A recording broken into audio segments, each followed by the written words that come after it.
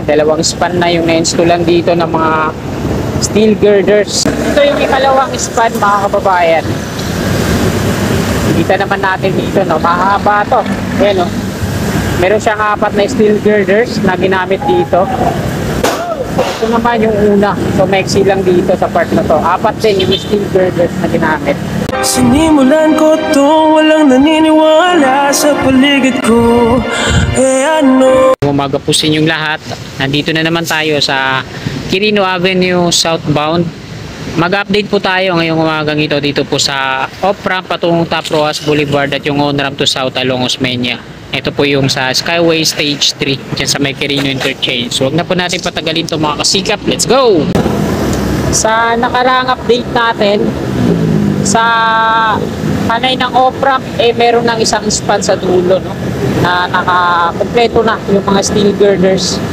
So ngayon, silipin natin kung nadagdagan na ba. Yung mga nakaraang araw, meron bang progreso. Nag-install ba sila? So ayan, ipapakita ko sa inyo ngayong umagang ito.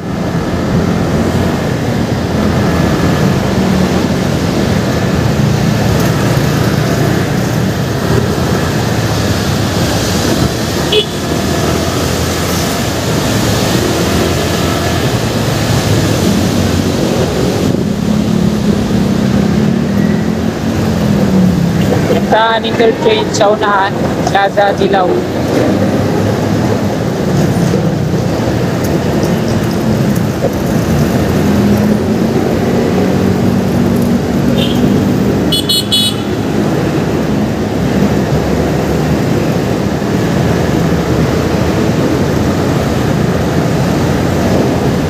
Plaza Dilaw sa ating gawing kanan.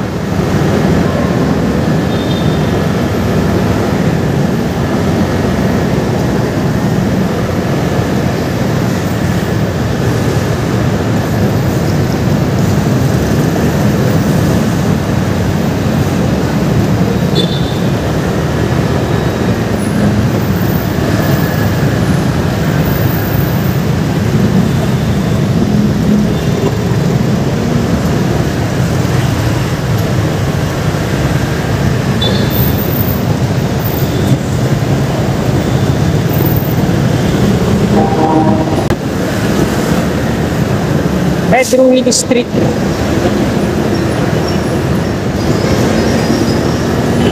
Sa kanan natin yung pier alignment. Mula dito hanggang doon meron siyang 8 na pier columns.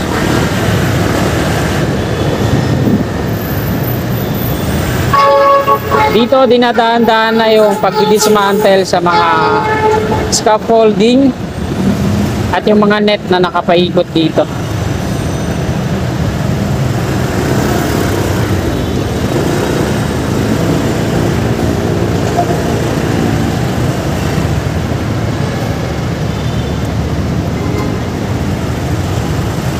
Ayan, nabutan tayo ng red light.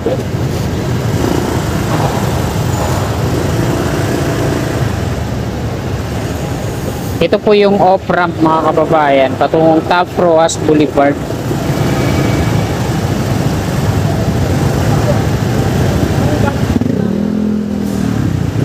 Ayan, dalawang span na yung na-installan dito ng mga steel girders. Kompleto na yung ikalawang span, pero meron siyang 4 na steel girders na malalaki at mahaba.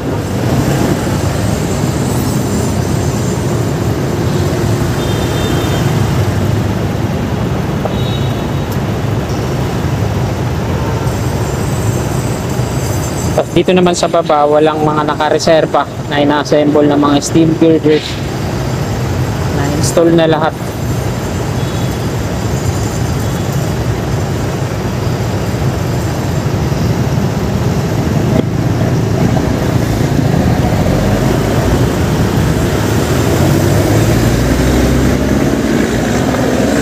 Ikalawang span mga kababayan. Kita naman natin dito, no? Mahaba to. Ayan, no? Meron siyang 4 na steel girders na ginamit dito. Ito naman yung una. So maiksi lang dito sa part na to. 4 din yung steel girders na ginamit.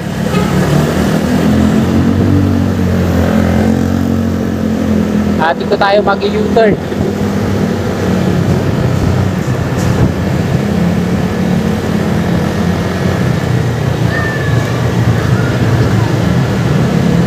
Diretso sana ako dun sa unahan, sa may on-ramp o off-ramp, kaso matraffic eh. No?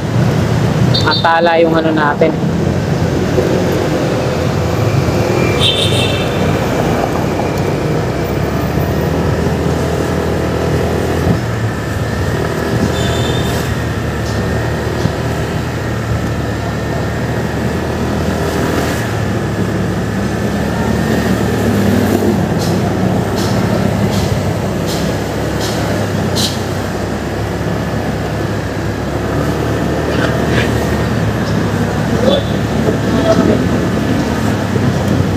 Sa taas yung on-ramp, diretso patungong NLEX, pakanan patungong south.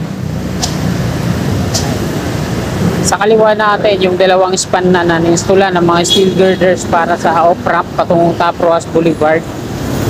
Ito naman tinanggalan na ng mga scaffolding, yung mismong pier sa taas, tapos yung nandito, yung lagpas, mga shoring jack na nakalagpas dito, wala, dinidismantle na.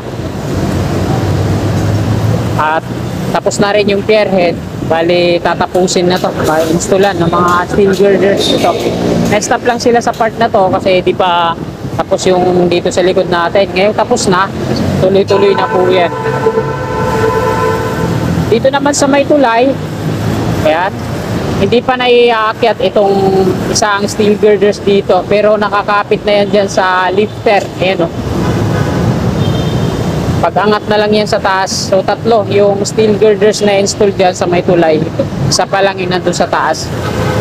Dito naman dinadaan-daan ang installan ng mga catwalk platform sa baba.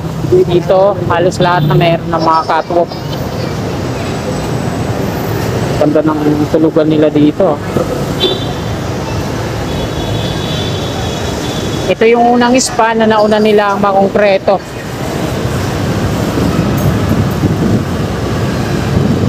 May mga steel ladder sila dito at dulo. At ito, Osmeña Highway, bakit matraffic ngayon? Araw po ngayon na Martes.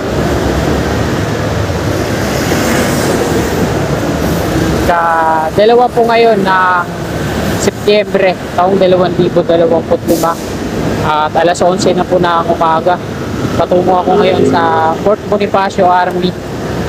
On the way sa atin yan, kaya lagi nating na-update yan.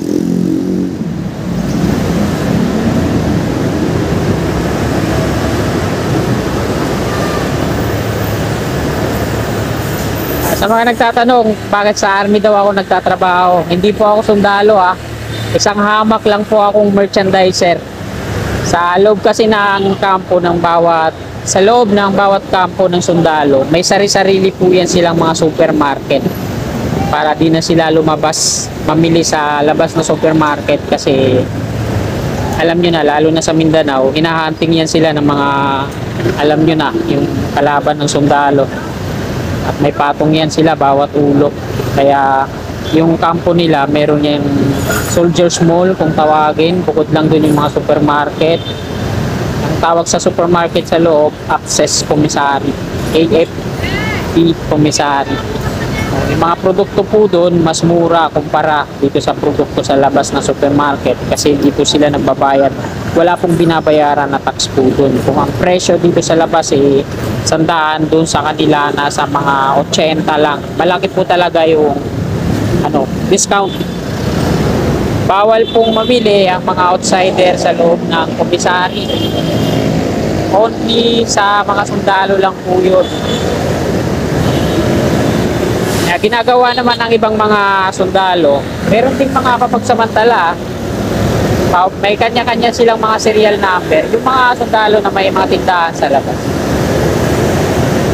pabalik-balik yan sila namimili doon. Ang pagbebenta sa komisari, mga kababae, retail lang. Bawal ka mabili ng bultuhan.